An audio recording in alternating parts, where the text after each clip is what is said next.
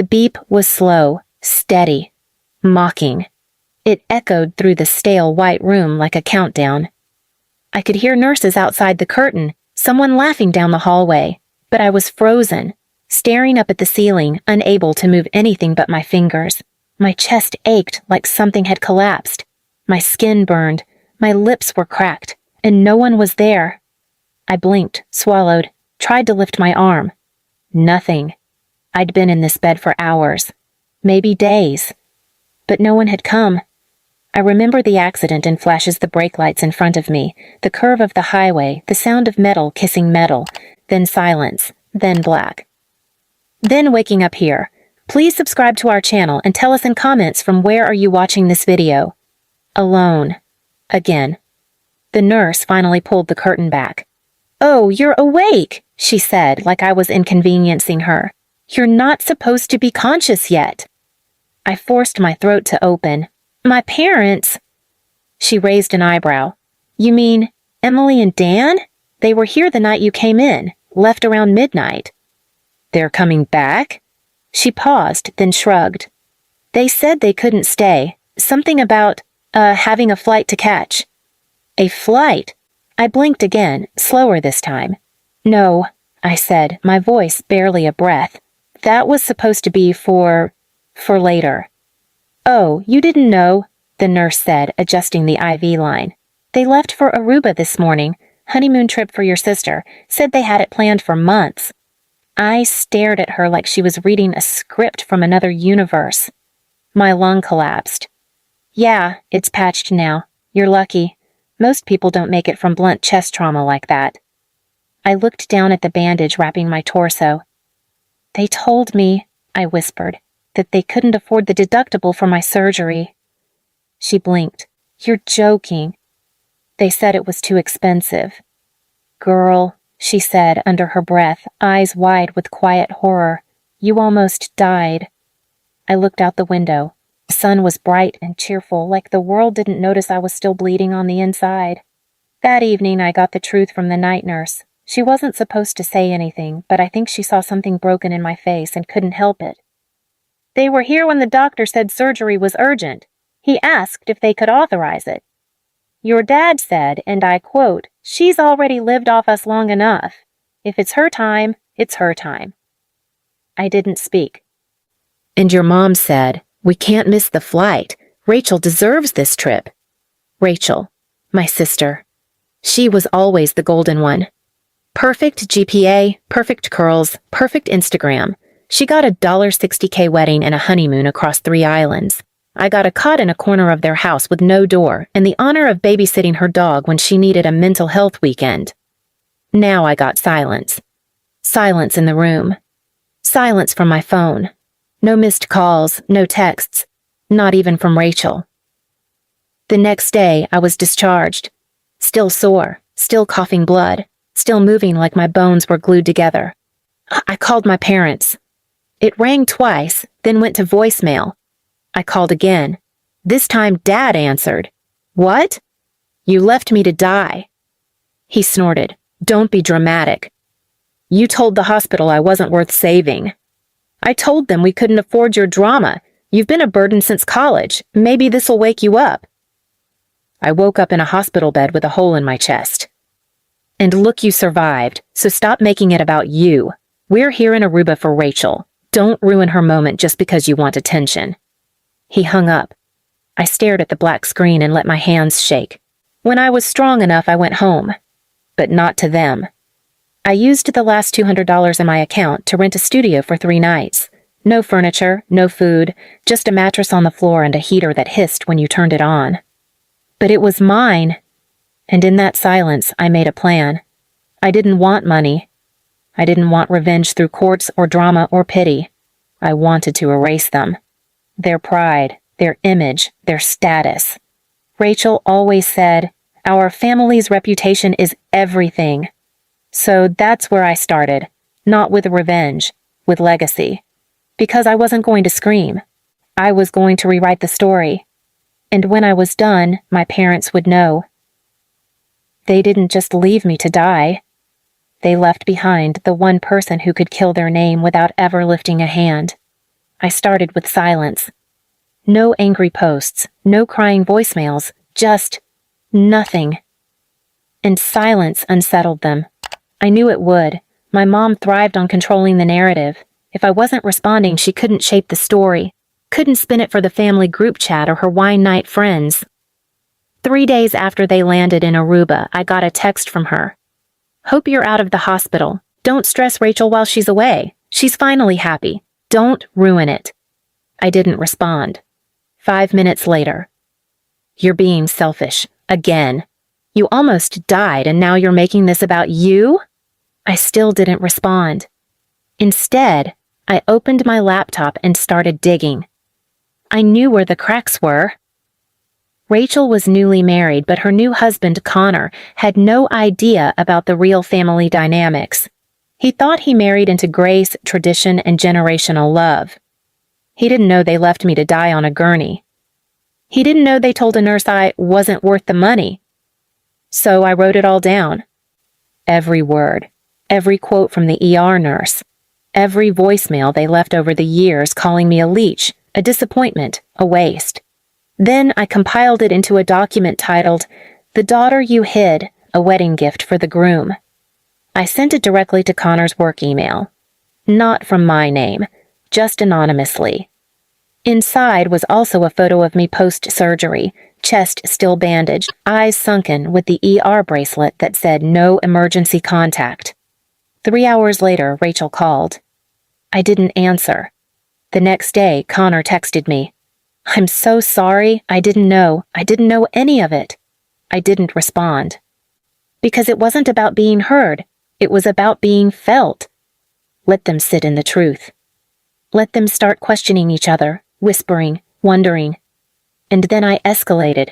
You see, my parents' precious image wasn't just social, it was financial. They ran a small business, a boutique family-run travel agency that prided itself on being family-oriented. They'd been building it for years, got featured in a local business magazine. My mom even gave an interview once where she said, "My children are the reason I work so hard. Everything I build is for them." So I contacted the magazine. Under an alias, I submitted a correction with attached evidence. Audio clips, screenshots. The hospital documents showing I had been admitted and left unaccompanied for 18 hours after near-fatal internal trauma. I didn't need to scream. I just let the receipts talk. A week later, the magazine quietly removed the article from their website. Then came the dominoes. 3 of their recurring clients canceled bookings, citing ethics concerns. Their Instagram comment section got flooded with things like, "Is this the same family that let their daughter die for a honeymoon?" My mother tried to do damage control, posted a picture of Rachel on the beach with the caption, "Suck, family first, always." She had no idea what she'd triggered. I replied from a burner account, "Except in the ER, right? When you said I wasn't worth saving?" It got 2,000 likes in 4 hours. They turned off comments. But it was too late. Because their brand wasn't built on actual success. It was built on a story. And I rewrote that story. 1 layer at a time. Meanwhile, I healed, quietly, slowly, without them. I went back to work part-time, rented a tiny basement studio, got a small desk and a plant. Knew my body still ached, but my spine had never been straighter. Then, one afternoon, I got a package. From Rachel. Inside was a photo frame, a family picture from the wedding. Me cropped out. And a handwritten note. "I hope this helps you understand why you'll never belong. We're done for good. Don't contact us again." I laughed, out loud, because she didn't know they didn't know that I never planned to belong. Not to that family. Not to people who saw my life as optional. I pulled the photo out, flipped it over, and wrote 3 words on the back.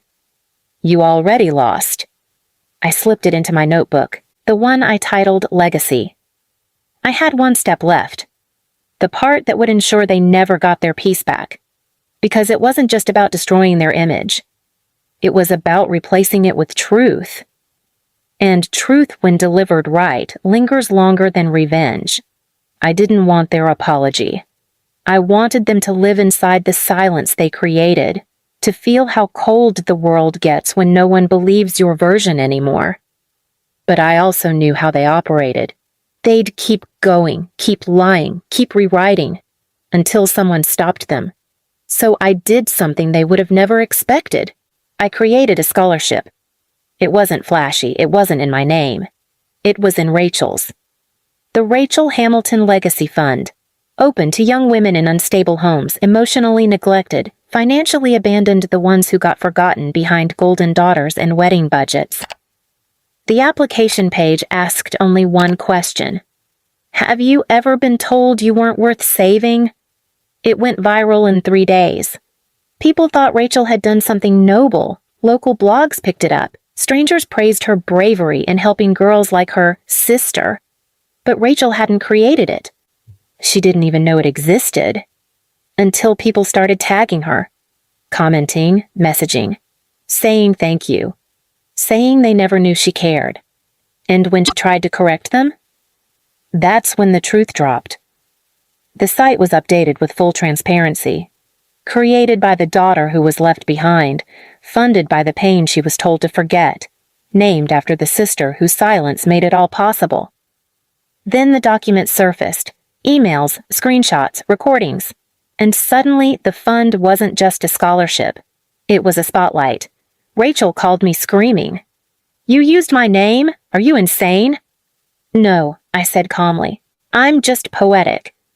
"You're ruining everything." "No, Rachel, I'm just naming it." She paused, then hissed, "Mom and Dad are being harassed. We've lost 4 clients. People are threatening to sue." "Good. You think this makes you powerful? You think this makes you the victim?" "No," I whispered. "I'm not the victim."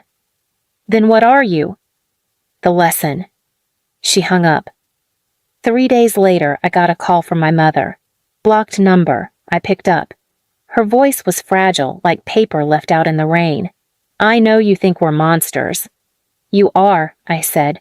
She sniffled. "We didn't mean for things to go that far. We thought—" "You thought I was disposable." "No, Rachel needed us, and we didn't know how serious your—" "You left a hospital room with full knowledge that your daughter might die, so you could drink cocktails by the ocean." She didn't deny it. Then she asked the question I knew was coming. "What do you want from us?" I looked around my small apartment, the second-hand couch, the thrift store table, the peace, and I smiled. "Nothing. But I don't need your money. I don't need your apology. I don't even need your shame. I need you to wake up every day and remember what you lost." She was silent. I finished. "And I hope Rachel watches your name rot while hers hangs on the mouths of survivors." I hung up. They never called again. The fund grew. Donations poured in from strangers who'd been forgotten too, girls with old hospital bracelets and no emergency contact, boys who'd been told they were too weak to be loved, people like me. We became the legacy. Not them. Not the people who gave me life. But the people who helped me rebuild it.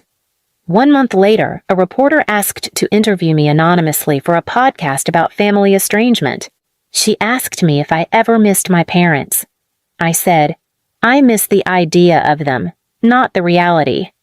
She asked if I forgave them. I said, "I don't forgive people who gamble with my life. I just bury them quietly." And I did. I buried them in the truth that spread like smoke through every circle they once polished. No screaming, no courtrooms, no headlines. Just the echo of a daughter they erased, writing them out of history in return. And my scar, it doesn't hurt anymore. It's a reminder that I survived the people who made me feel like I wasn't worth the air in my lungs. And now I breathe just fine. Please subscribe to our channel and tell us in comments from where are you watching this video.